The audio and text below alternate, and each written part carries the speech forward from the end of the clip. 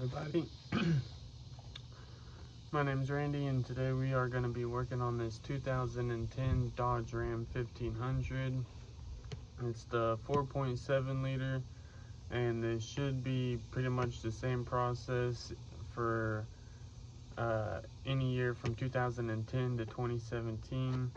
We are going to be replacing our fuel injectors, and so today we are going to try to get that done.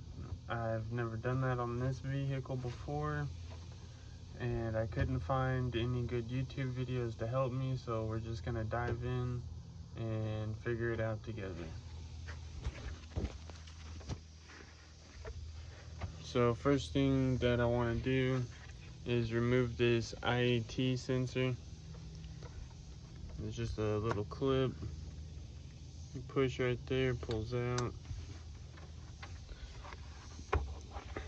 Take that hose off there, that vacuum hose. And then there's a bolt that goes right there. I don't have it.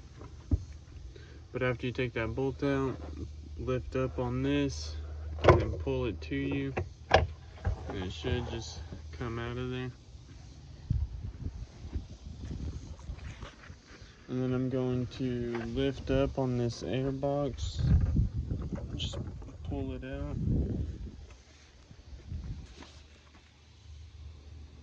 So I got it all pulled out. It's just one big piece. You can do it however you want. That was just easier for me. Alright, so next I'm going to remove all of these ignition wires. Just grab it around this area. You don't want to pull back here because you might damage your wire. So grab it up here, get a little twist and pull. Make sure you put some grease on those. I already took the rest of those off. Alrighty.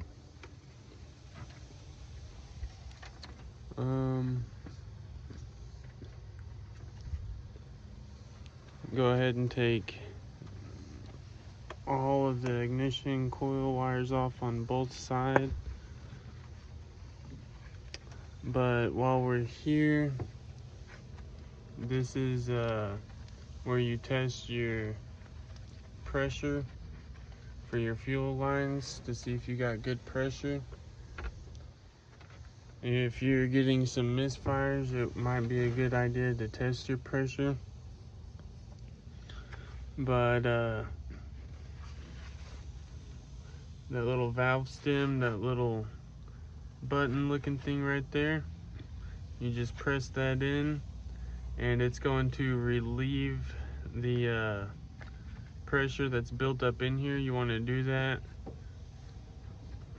before you take out any of your fuel stuff, so that way you don't accidentally get sprayed in the eyes or something. You could also remove the fuel pump relay and start your engine and let it burn the gas that's in the fuel rail and lines out. But because this does have a pretty good misfire, I really don't want to run it, so I'm just going to relieve the pressure from the fuel rail there.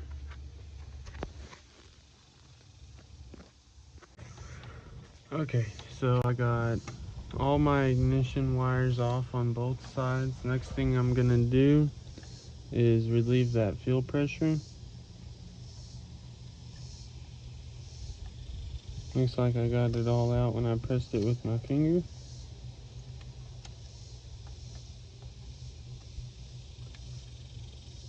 I was expecting there to be a lot more in there.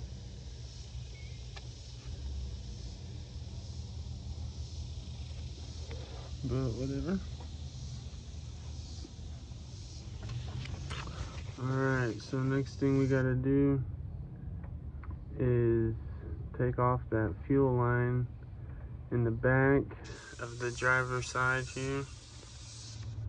Right there. Right next to the very back driver's side.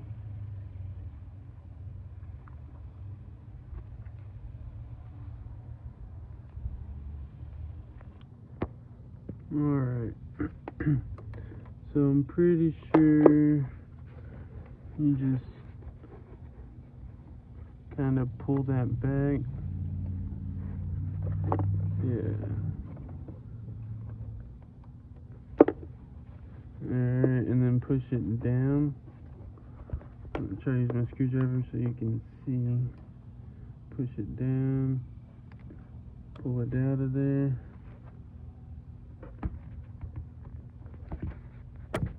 There we go. Alright, need to get it out of the way.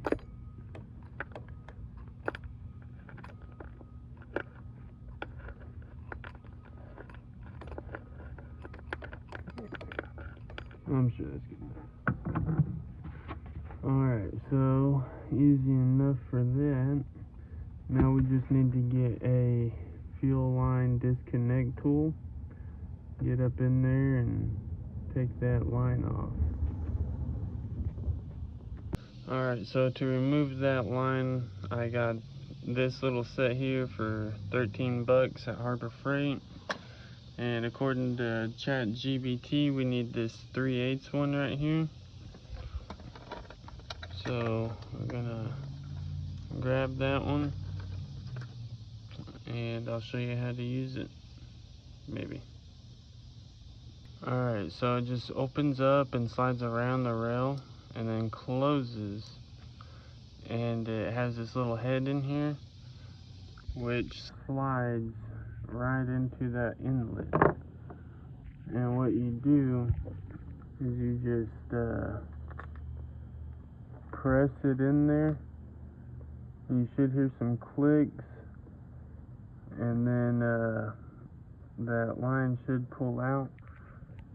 I'm not going to be able to record it very well, unfortunately, but I'll try.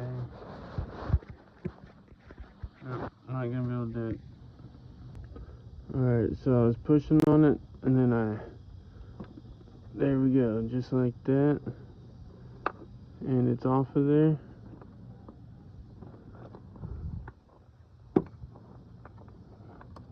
Try to prop it up on this so I don't leak as much. And yeah, that's how that works. Now let's try to figure out what the next step is. Alright, so the next step is going to be unplugging your power wires for your fuel injectors. To do that, there's this little red clip. It may not really look red because it's so dirty, but you just pull up on that and then you press in right underneath it and pull it out. So to see what I'm talking about, after you get that red clip pulled up, right there, that little blank tab, you press that in and then pull it out. So I'm gonna go ahead and do that to all 8 of them real quick and then see what I'm gonna do after that. Alright, so got all the fuel injectors unplugged, and it looks like everywhere there's one of these little pillars coming off of the fuel rail. It will have a wire on top of it, but on the back side there's a little bolt that I believe is holding the fuel rail on. Looks like there's 1, 2, 3, and 4. So I'm going to remove this coil pack here so that way I can get better access to that one. This one seems like I can get to pretty easily, and I might remove this coil pack. Not sure yet, but we'll see. Alright, so to remove this coil pack's pretty simple. The electrical connector just has a little tab you press down on right there. So I'm gonna press down on it, slide it off, and then it's got a 10mm bolt holding it on.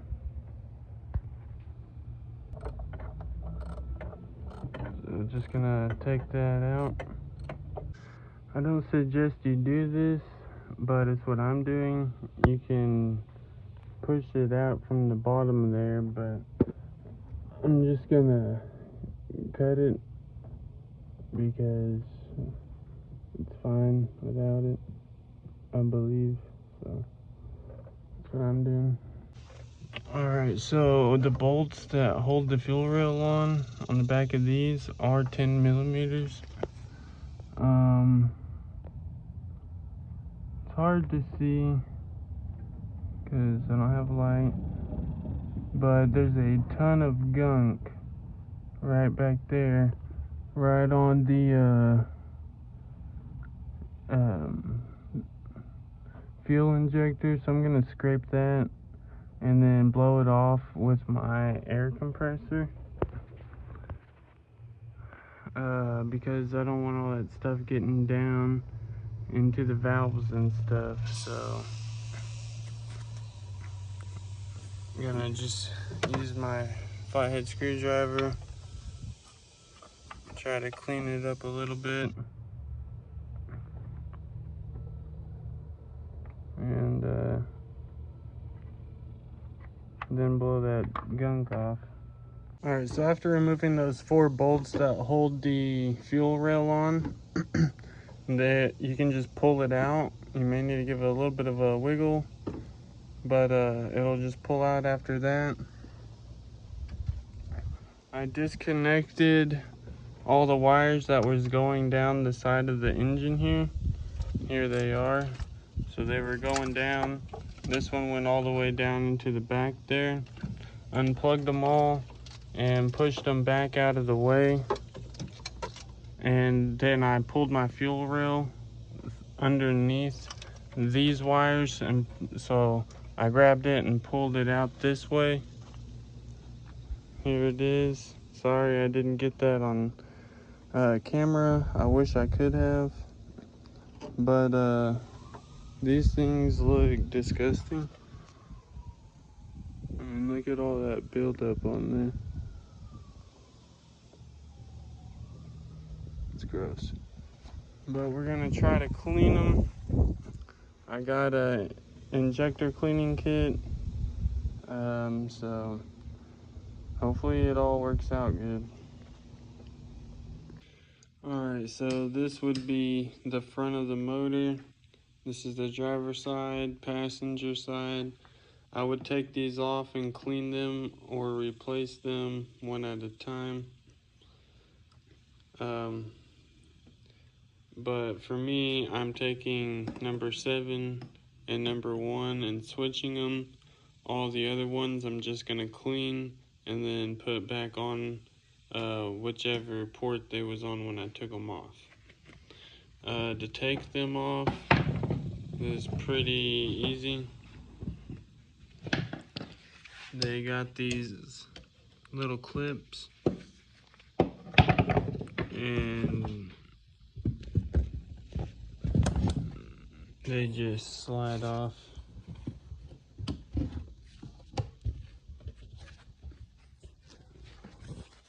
Try to get you set up here.